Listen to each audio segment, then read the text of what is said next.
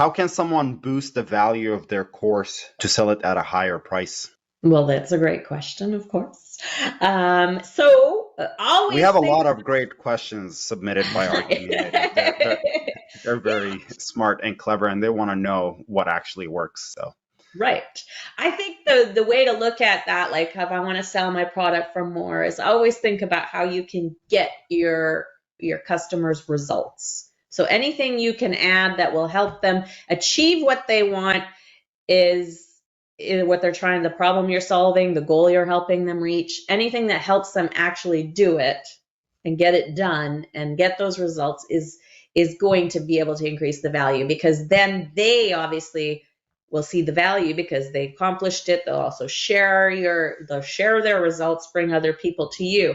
Some ways you can do that is, a lot of people try to do more personalized help. Sometimes some people do one-on-one coaching, which for me, it's not something I enjoy, because I feel like that's, using up my hours and they're paying me for my time, which was like freelancing. Even though it can be more lucrative, it's very time consuming. But you can do coaching as a group. You can offer a community where, your community is also helping each other.